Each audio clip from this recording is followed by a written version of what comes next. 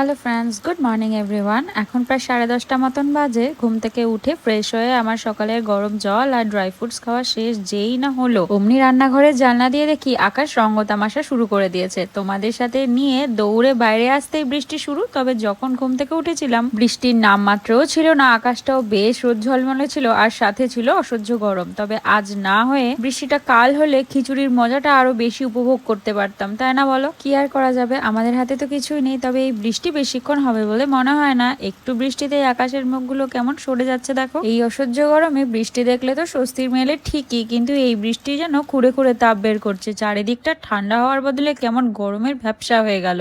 এই গরমে তোমাদের সাথে নিয়ে একেবারে রান্নাঘরে এসে রান্না চাপিয়ে দিলাম ঝটপট। কি করা যাবে, সবকিছুর জন্য তো আর খিদিকে চাপা দিয়ে থাকতে পারবো না। তবে আজ শনিবার বলে রান্নার ঝামেলাটা একটু কম। কড়াইতে কালো জিরে, শুকনো লঙ্কা ফোড়ন দিয়ে তার মধ্যে শাকগুলো দিয়ে দিলাম। মা শাকটা আগে থেকেই কুচিয়ে রেখে গেছে। তোমরা তো জানো এই শাক কুচানোর কাজটা আমার দ্বারা হয় না। পুরো শাকটা একবারে কড়াইতে দিয়ে নাড়াচাড়া করাটা তো একদম অসম্ভব ব্যাপার, তাই অল্প অল্প করে দিয়ে নাড়াচাড়া করে একটু মজে গেলে আবার বাকিটা দিয়ে আবার নাড়াচাড়া করে নিচ্ছি, তাতে একটু সুবিধাই হচ্ছে। এটার মতন হতে থাক, তোমাদের একটু স্বস্তি দিই। কি যে অসহ্য গরম লাগছে বৃষ্টিটা হয়ে। তোমাদের গরমের মধ্যে আর জ্বালাতন না করে শাকটা নামিয়ে কড়াই ভালো করে ধুয়ে কড়াইটা বসিয়ে তাতে সাদা তেল দিয়ে দিলাম। তেল গরম হতেই তাতে পড়লো সাদা জিরে, সাদা সর্ষে আর হাতের সামনে একটা শুকনো লঙ্কা ছিল, সেটাই চিড়ে দিয়ে দিয়েছি। কড়াইতে ফোড়ন পড়লো কিনা ফাটাফাটি শুরু। ওই যে তেলের তো আবার আমার সাথে না জ্বালাতন করলে শান্তি হয় না। এবার মশলাটা দিয়ে দিচ্ছি, আগেই পেস্ট করে রেখেছিলাম। খুব আহামরি কিছু নয়, একটা টমেটো আর কিছু লঙ্কা, ব্যাস। টমেটো পেস্ট করে দিলে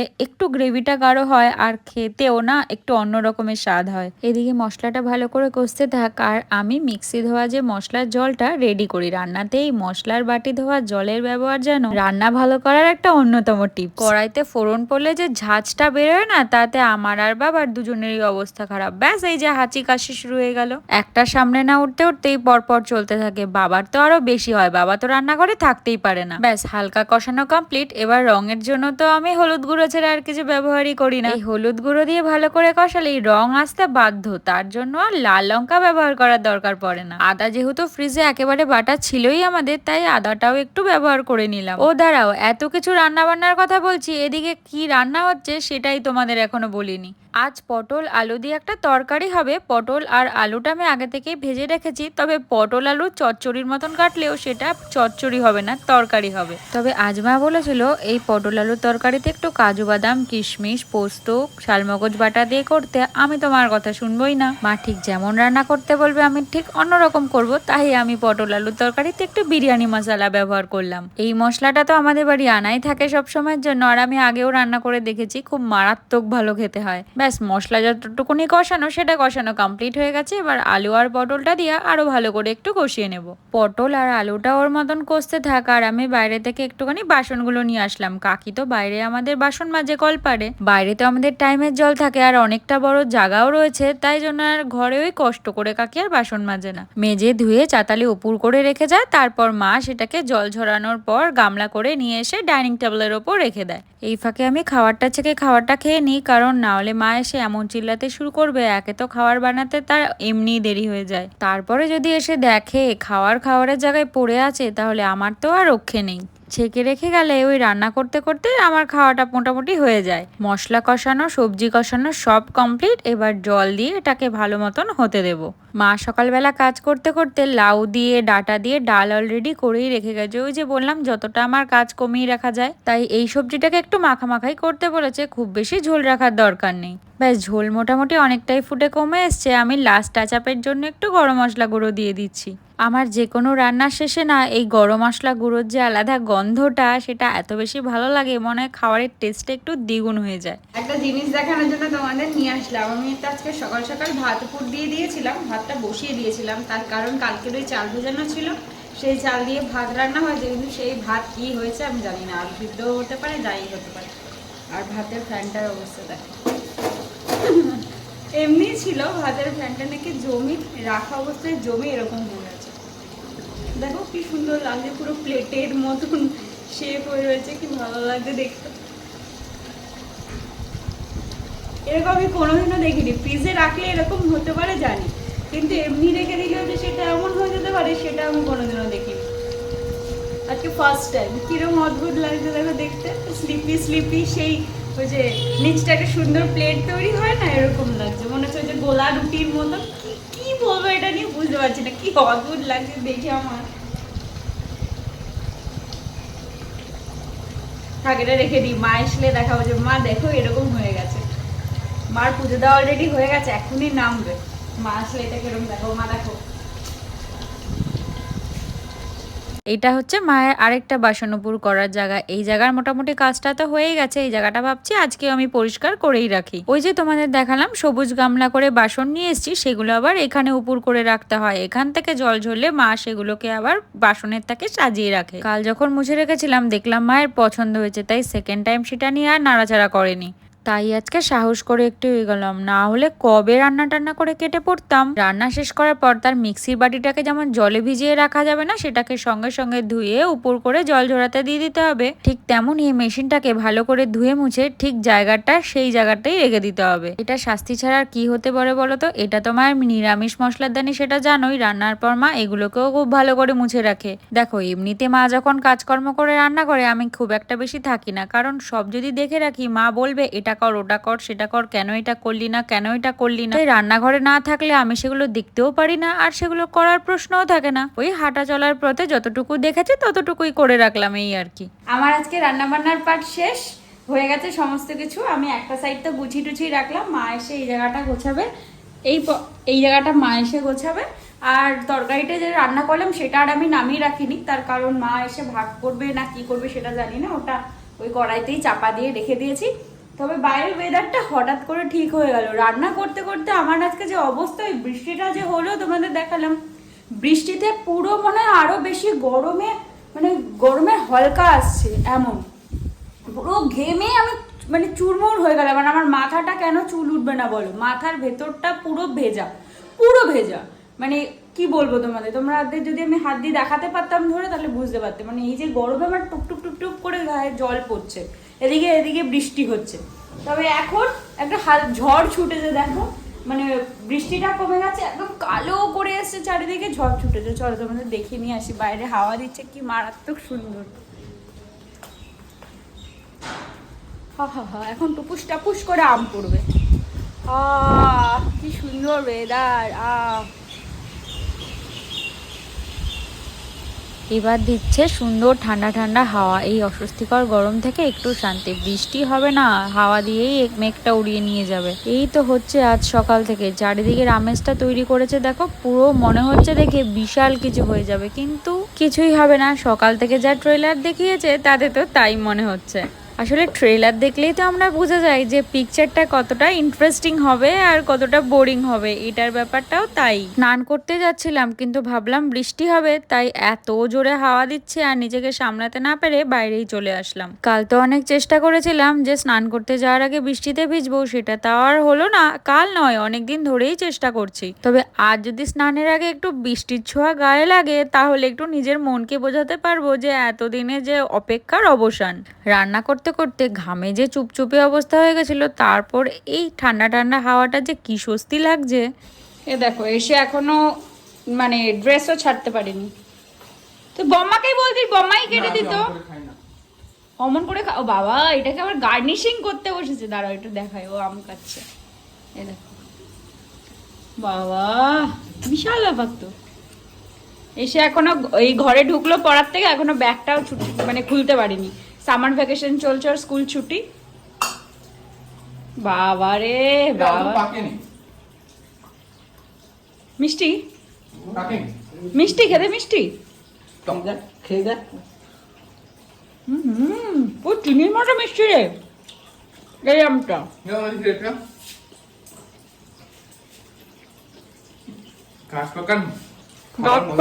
আমার খাওয়ার মজাই আলাদা।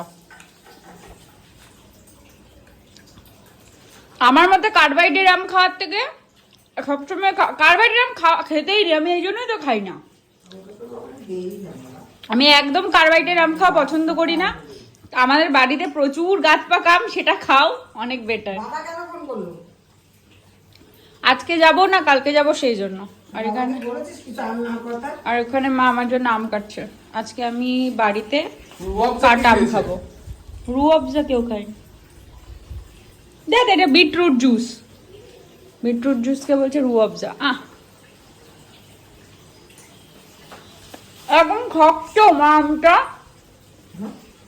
শক্ত শক্ত, এটা খেতে এটাই তো খেতে ভালো, এগুলোই তো খেতে হয়। হ্যাঁ শক্ত ভালো আমটা খেতে। হুম, শেষ করি কতক্ষণ লাগবে? কেমন করে দিতে হবে শেষ করে আটিগুলো আনিস নি বাইরে থেকে? আটি হ্যাঁ, ঠাকুর ঘরের আটিগুলো বললাম না আনতে।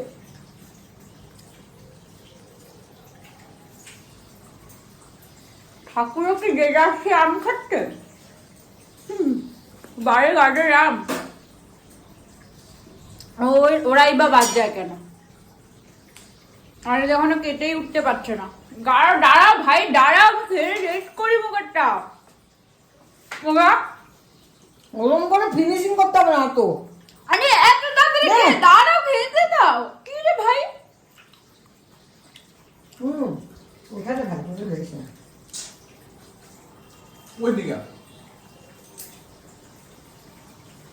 এদিকে স্নান সেরে আসলাম, এখন প্রায় অলমোস্ট 2টো মতন বাজে। মা আজকে গিমি শাকের বড়া বানাচ্ছে।